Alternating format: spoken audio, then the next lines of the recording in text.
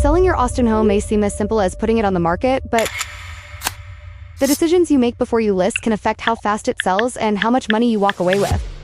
If you've been thinking about selling your home, chances are you've spent the last few nights Google searching questions like, how much is my house worth? Or should I renovate my kitchen before I sell? Or maybe you've wondered if now is even the right time to sell. We hear these questions almost every single day. So we are here today sharing the top 10 questions we get from homeowners who are thinking about selling, and we'll give you the same honest answers that we give our own clients. We're Amy and Therese with Austin Home Guide. We help people buy and sell homes all over the Austin area. Online estimates can give you a number. They can't see your upgrades, your lot, your condition, or what buyers are actually willing to pay for your home today. So this is probably the number one thing everyone wants to know. How much is my house worth? It's also probably the hardest question to answer without actually seeing the house. People will often go straight to Zillow. Zillow has never walked through your home.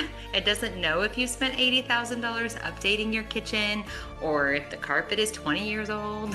If your backyard backs to a greenbelt instead of another house. Pricing isn't just about the square footage. It's location, condition, updates, floor plan, lot, and most importantly, what buyers are willing to pay today. That's why we always walk the home before giving out pricing advice. This one changes every year. There's no perfect month when every Austin home automatically sells for top dollar. The better question is whether selling now actually helps you reach your goals. And our next question, and this one changes every year, is now a good time to sell? It really does. People think there's some magical month where every house sells for top dollar. The truth is people move all year long. Families relocate, people get married, people get divorced, jobs change, babies happen. Life doesn't wait until spring to do these things. The better question is, does selling now help accomplish your goals? Even in slower markets, homes sell every single day. The strategy just changes. Most sellers think they need a major renovation before listing. The biggest return often comes from a few smart, simple improvements. The next question that we always hear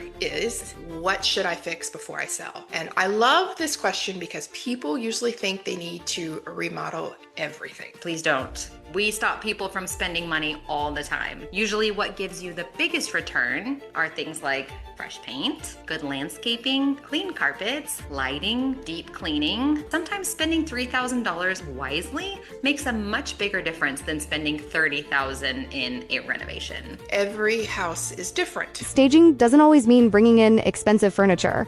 Sometimes a few simple changes can make your home feel bigger, brighter, and easier for buyers to imagine themselves in. Let's go on to our next question. Do I need to stage my home? People either love staging or hate the idea of it. Staging doesn't always mean renting furniture. Sometimes it simply is removing furniture, removing family photos, decluttering, rearranging rooms, adding better lighting, making every room feel bigger. You should talk a little bit about that's what we just did right now. The goal isn't decorating. It's helping buyers picture themselves living there and also presenting the home in its best possible light. Some homes sell in the first weekend, while others take months.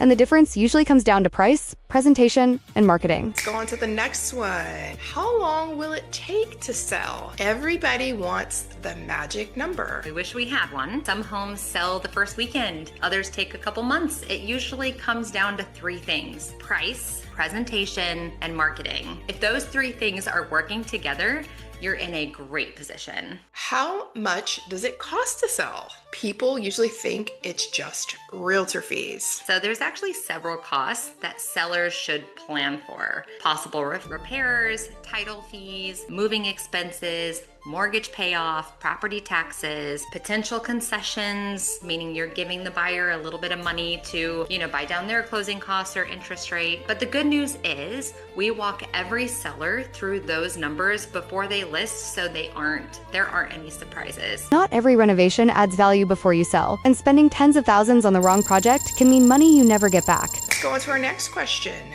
Should I renovate before selling? And this kind of goes back to one of our previous questions, but this is just a little bit more of a deep dive. And I think HGTV has convinced everyone they need to fully renovate. Sometimes renovation makes sense, sometimes it absolutely doesn't. So we've had sellers spend tens of thousands of dollars on projects buyers don't really care about. Instead, we focus on improvements that actually increase buyer appeal. Selling a home yourself may sound like a way to save money, but pricing, marketing, negotiations, inspections, and contracts can quickly become more complicated than most sellers expect. Next one, why should I use a realtor anyway? Couldn't someone just put their house online themselves? Absolutely. The question isn't, can you? It's, will you net more money? There's pricing strategy, negotiations, marketing, photography, preparing the home, handling inspections, managing contracts, and keeping everything together until closing. And you would be surprised how many moving pieces there are in keeping a deal together. So many. And so that's where experience really matters. Accepting an offer may feel like the finish line, but inspections, appraisal, title work, loan approval, and final walkthrough are still ahead. Let's go on to our next one. What happens after I accept the offer? People think that's the finish line. And honestly, that's usually the beginning. Then we have inspections, negotiations, appraisal, loan approval, title work, final walkthrough, and finally, closing. Having someone managing all of that and helping solve problems when they come up is incredibly valuable. And sometimes you don't realize it until you're actually in the situation. Yes, exactly. When it's too late. When a home sits on the market without an offer, there's usually a reason. And most of the time it comes down to price, condition, or exposure. Last question, why isn't my house selling? This is the hardest question. And honestly, there are usually only 3 reasons: price, condition, and exposure.